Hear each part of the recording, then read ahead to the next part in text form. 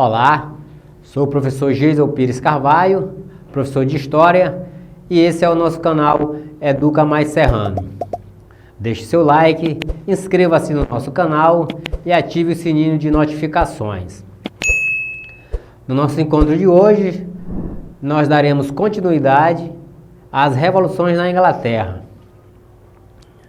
Chamamos de revoluções um conjunto de conflitos, que aconteceram na Inglaterra, que vão culminar com o que chamamos de a Revolução Inglesa, que vai transformar a Inglaterra de uma monarquia absolutista para uma monarquia parlamentarista constitucional, certo?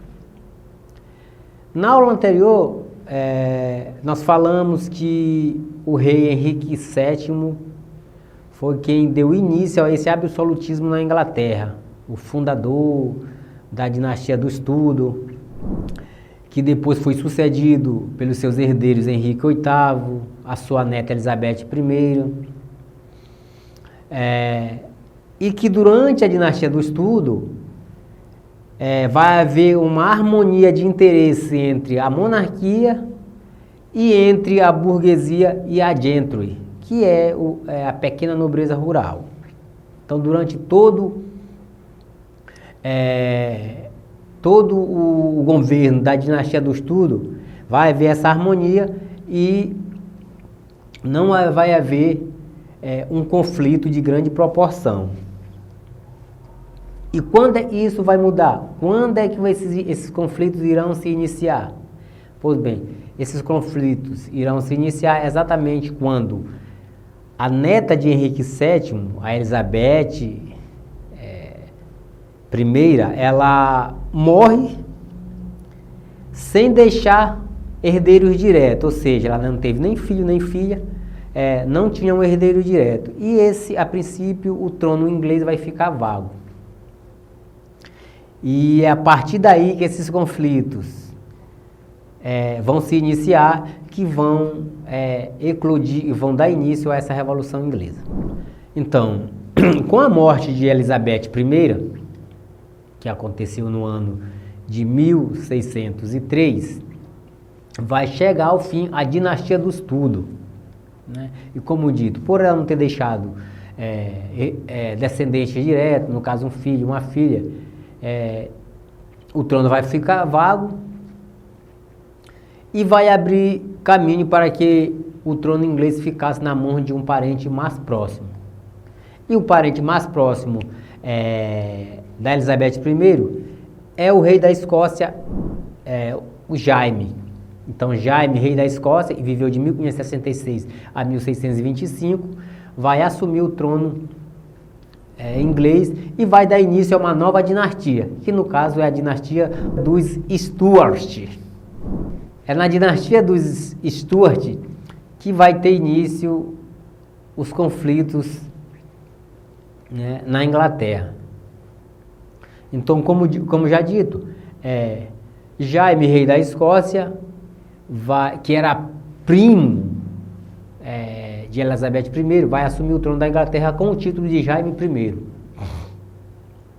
E inaugura a dinastia dos Stuart. Esses conflitos vão se iniciar exatamente exatamente por conta dos interesses entre os membros do parlamento e a monarquia. Na dinastia anterior, a dinastia do Estudo, como dito, havia uma harmonia entre a burguesia e os membros da gentry, que era a pequena nobreza rural. A monarquia tinha o poder de fato, enquanto o parlamento tinha o poder de direito. Ou seja, essa harmonia entre o parlamento e a monarquia fez com que o Estudo, a dinastia anterior, governasse durante todo o século XVI sem nenhum problema maior.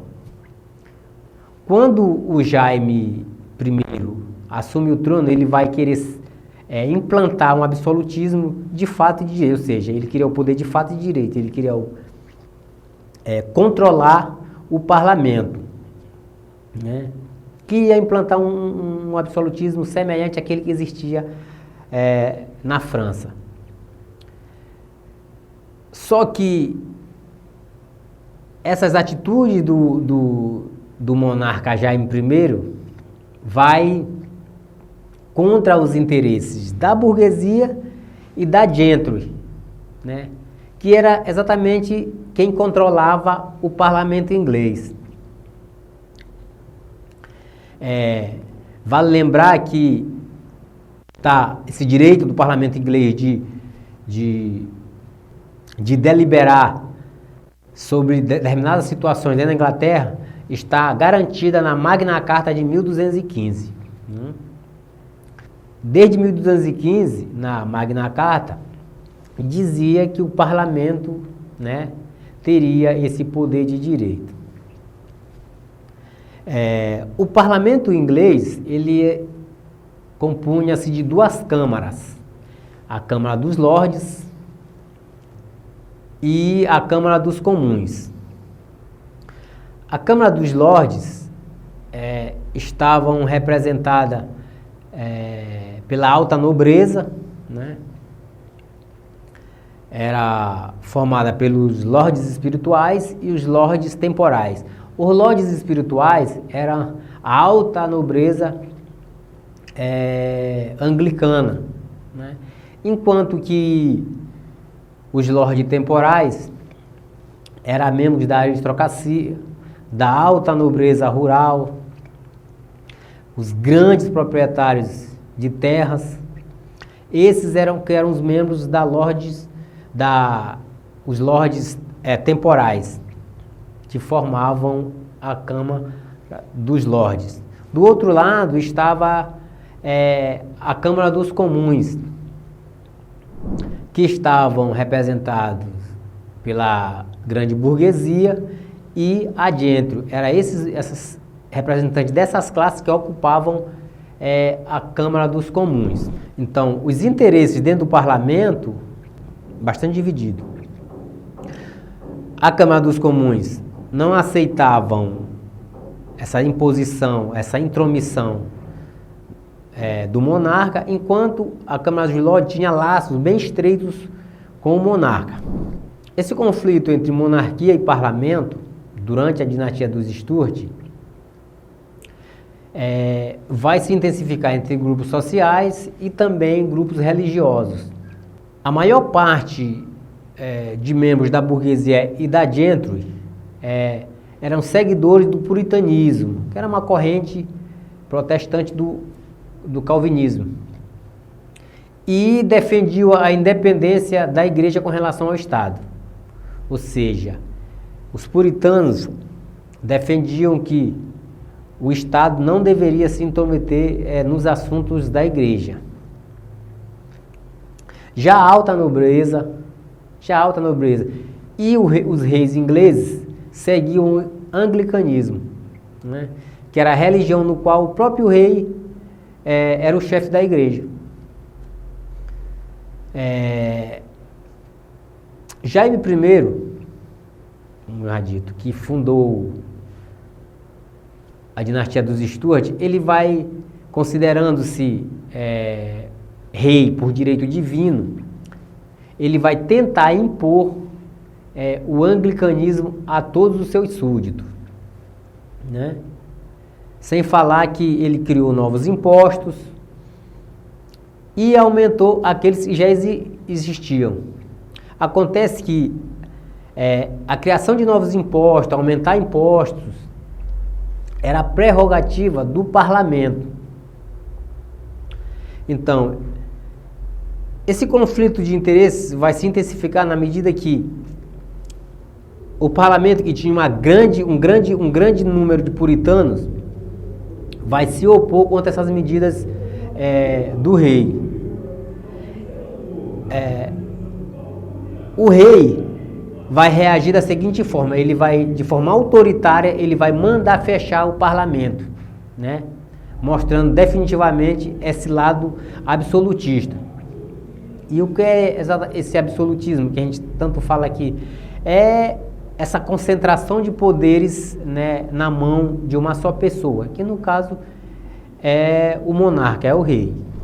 Bom, pois bem, diante disso, a burguesia e a gentry, como já dito, que controlava grande parte do parlamento, esses dois grupos sociais vão perceber que os poderes do rei e sua intervenção nos assuntos econômicos poderiam atrapalhar os seus negócios. E é a partir daí que o rei vai entrar em choque direto com o parlamento. Enquanto de um lado o rei defendia um poder absoluto, por outro lado os parlamentares defendiam a limitação do poder real. E esse choque, essa luta entre a monarquia e o parlamento vai refletir no campo religioso, né? E como é isso? Para ter o apoio da nobreza católica tradicional, o rei, por meio de uma severa legislação religiosa, vai estabelecer que a Igreja Anglicana deveria valorizar a liturgia católica em vez do conteúdo calvinista. Lembra que nós falamos lá atrás que a ética calvinista legitimava o lucro, incentivava a poupança, enfim. E essa ética calvinista ia de interesse da burguesia e da gentry, né? Então, a burguesia, que era fiel a esses princípios, a essa ética calvinista, de uma certa forma vai reagir, né? O que vai dar origem a novas vertentes religiosas dentro da Inglaterra. Os puritanos, os calvinistas ingleses, que eram chamados de puritanos, defendiam que os bispos não fossem nomeados pelo Estado. Defendiam que cada igreja seria dirigida por um pastor indicado pelo conselho de membros mais velhos, que era os chamados presbíteros. Então, essa intenção do monarca de ganhar o apoio, fazendo concessões, né, a essa alta nobreza católica, vai se chocar com os interesses de outro segmento religioso, que no caso é os puritanos. Bom, a partir daí, as ações serão radicalizadas, tanto de um lado quanto de outro. Após a morte de Jaime I, que se dá em 1625, seu filho, Carlos I, vai sucedê-lo no trono inglês e dará continuidade a essa política absolutista do seu pai, tomando medidas semelhantes ao que seu pai havia tomado. Ele vai conceder, por exemplo, monopólios a algum grupo de burgueses. E o que seria esse monopólios? Ele daria exclusividade de exploração de algum segmento comercial para um grupo privilegiado da burguesia. Ele vai criar novos impostos, entre eles o chip money. Na verdade, o chip money é um imposto que já existia, mas estava de uma certa forma em desuso, né? Que era um imposto que era pago apenas pelas cidades portuárias. E Carlos I, ao assumir o trono, ele vai transformar esse imposto em um imposto nacional. Isso também vai gerar uma certa revolta, uma vez que a prerrogativa de criar novos impostos é do parlamento, né? Então, por conta disso, em 1628, o parlamento inglês vai solicitar formalmente, por meio da petição de direitos, que o rei não poderia criar imposto, nem convocar o exército, nem prender sem prévia autorização parlamentar qualquer pessoa, né? No ano seguinte, Carlos I vai reagir de forma autoritária, vai fechando o parlamento, né?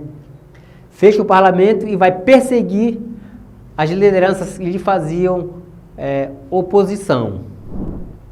Diante do ocorrido, no ano de 1640, Carlos I viu-se obrigado a convocar o parlamento a fim de conseguir recursos financeiros para combater uma revolta contra seu governo. Uma vez que foi convocado e os parlamentares estavam reunidos, estes tomaram uma série de medidas limitando o poder do rei, no caso Carlos I. Vão decretar, por exemplo, uma lei que proibia o monarca de dissolver o parlamento e tornava obrigatória a convocação do parlamento a cada 3 anos. Esses acontecimentos, né, vão agravar ainda mais o conflito entre o rei e o parlamento, desencadeando assim o início da Revolução.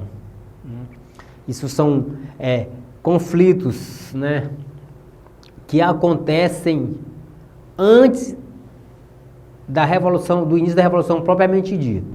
A Revolução Inglesa, o processo revolucionário, esse processo revolucionário que nós estamos relatando, que vai culminar, que chamamos de Revolução Inglesa, pode ser dividida em 4 etapas principais. Primeiro, a Guerra Civil, que vai acontecer de 1642 a 1648. O regime republicano, que vai acontecer de 1649 a 1659. A restauração da monarquia, que vai acontecer de 1660 a 1688. E, por fim, a chamada Revolução Gloriosa, que vai de 1688 a 1689. São essas 4 etapas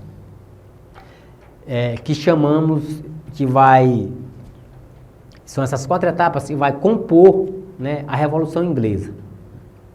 E que na última parte desse conteúdo nós veremos cada uma dessas etapas de forma bem particular. Certo? Então, como nós podemos ver, o conflito entre o parlamento e a monarquia, a intenção da monarquia de implantar um absolutismo na Inglaterra, não respeitando as prerrogativas do parlamento. Isso vai, com o passar dos anos, vai se intensificando, né? E que vai culminar naquilo que nós chamamos de Revolução Inglesa, certo? Pois bem, esse era o nosso encontro de hoje. Pedimos que você deixe seu like, inscreva-se no nosso canal e ative o sininho das notificações.